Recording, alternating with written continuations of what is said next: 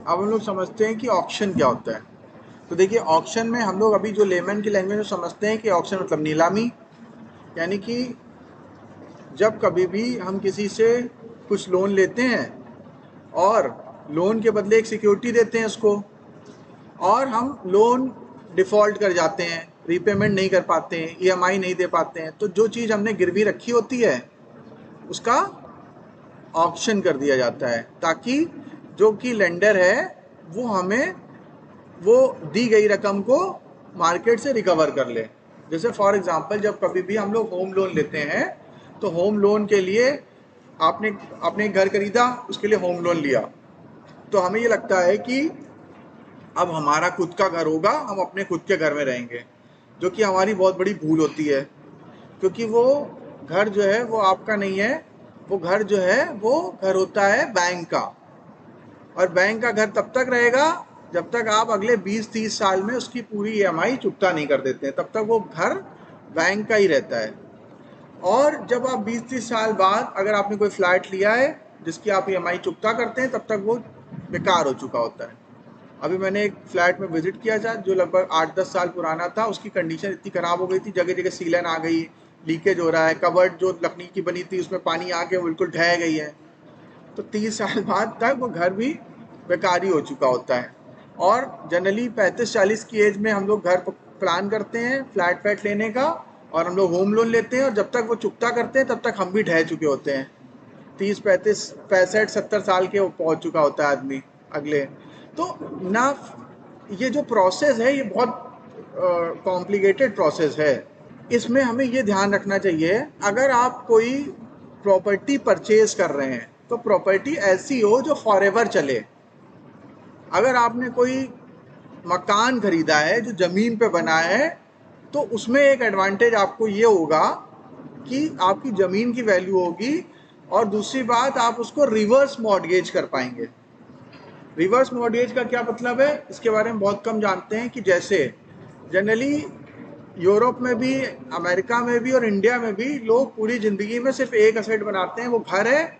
वो भी घर जब बनाते बनाते तब तक वो रिटायर हो चुके होते हैं, और जब वो रिटायर हो चुके होते हैं तो उन्होंने अपना सारा पैसा बच्चों की पढ़ाई, ध्यान से सुनिएगा, बच्चों की पढ़ाई, बच्चों की शादी और घर बनाने में लगा दिया होता है। अब उनके पास रिटायरमेंट के लिए कुछ नहीं होता। वो सोचते हैं कि मेरे बच्चे ही मेरा रिटायरमेंट फंड है, जो कि उनकी बहुत बड़ी भूल होती है। वो बच्चे बाहर अपना अपना निकल जाते हैं और सोचते हैं कि इनने तो जो काम किया इनकी रिस्पॉन्सिबिलिटी थी, अब हम अपना लाइफ एंजॉय करेंगे। वो माँ बाप का ध्यान नहीं रखते हैं, फिर वो ऐसे माँ बाप को ओल्ड एज होम में जाना पड़ता है। तो उस कंडीशन में रिवर्स मॉर्टगेज बहुत काम आता है। रिवर्स मॉर्टगेज क्या करता है कि आपने अगर ये गलती कर दी है कि अपना सारा पैसा बच्चों की पढ़ाई में, उनकी शादी में और घर बनवाने में लगा दिया है, अब आपके पास रिटायरमेंट के समय पैसे नहीं बचे हैं, तो जिस घर को आपने ईएमआई चुका चुका के अब आप उसके मालिक बन पाए हैं 60, 65, 70 साल की एज में, अब आप उसको वापस रिवर्स मॉर्टगेज कर देंगे बैंक को, तो बैंक आपको उसके बदले हर महीने कुछ पेमेंट करता रहेगा जब तक आप जिंदा रहेंगे। मान लीजिए कि आप 80 साल की एज में मर गए और उस घर की वैल्यू थी 1 करोड़ रुपए, और तब तक बैंक आपको 40 लाख रुपए पे कर चुका है। तो अब उसके बाद ये ऑप्शन होता है कि आपका जो नॉमिनी है उसके पास ये ऑप्शन होगा कि वो बैंक को 40 लाख रुपए विद इंटरेस्ट वापस कर दे और घर वापस ले ले, अगर उसको चाहिए तो। नहीं तो बैंक उस घर को ऑक्शन करेगा, अपना पूरा खर्चा पानी निकालेगा, जो पैसा बचेगा वो आपके नॉमिनी को दे देगा। ये ऑक्शन प्रोसेस है, रिवर्स मॉर्टगेज है।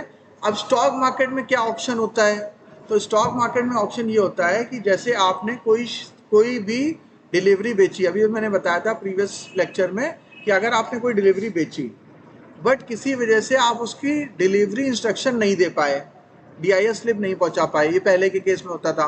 अभी पावर ऑफ अटॉर्नी होता है। तो अब मान लीजिए अभी क्या हुआ कि आपने कोई ऐसा शेयर बेचा कि उसमें सर्किट लग गया, ट्रेड बंद हो गया उसका, तो अब आप उसको वापस बाई नहीं कर पाएंगे क्योंकि उसमें सर्किट लग गया है। तो अब उस शेयर का ऑप्शन होना तय हो गया। तो जब ऑप्शन होगा अगले दिन फिर उसकी नीलामी होगी, शेयर बोली लगाई जाएगी, जो उसमें शेयर देगा अपने, वो शेयर लेके शेयर का सेटलमेंट पूरा किया जाएगा, क्योंकि आपने तो फॉल्स बेच दिया था और किसी ने खरीद लिया।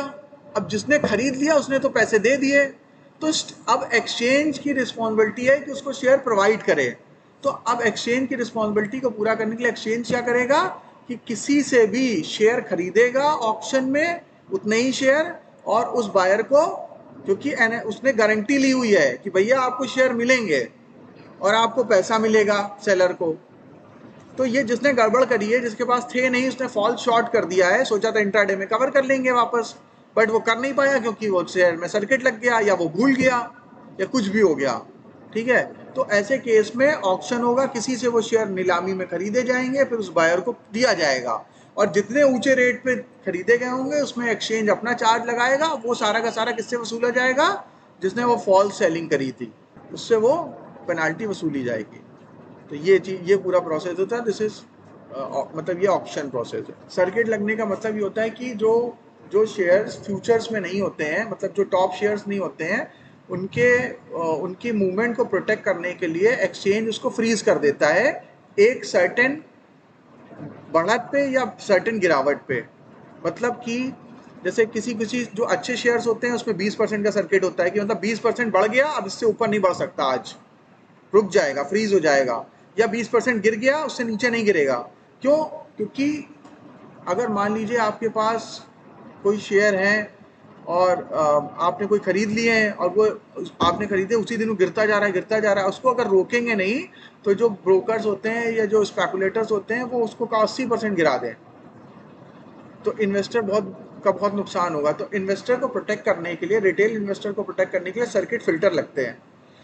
जो थोड़ी खराब क्वालिटी के शेयर होते हैं उसमें 10% का सर्किट होता है, और जो बिल्कुल ही खराब क्वालिटी के शेयर होते हैं उसमें 5% का सर्किट होता है, और जो बिल्कुल ही बेकार शेयर होते हैं उस पर ये होता है कि ये तो ट्रेड टू ट्रेड शेयर है, मतलब इसमें आप इंट्राडे नहीं कर सकते हैं। आप इसमें डिलीवरी खरीदिए, जब 2-3 दिन बाद शेयर आ जाएगा तभी बेचना। इंट्राडे ट्रेडिंग इसमें मना है। उसको जेड कैटेगरी के स्टॉक्स कहते हैं, बीएससी में जेड कैटेगरी के स्टॉक्स, उसमें इंट्राडे ट्रेडिंग नहीं होती है, जो बहुत ही बेकार शेयर होते हैं। ये फिर लेक्चर यहीं पे ख़त्म करते हैं और नेक्स्ट लेक्चर में फिर कल मिलेंगे। Thank you.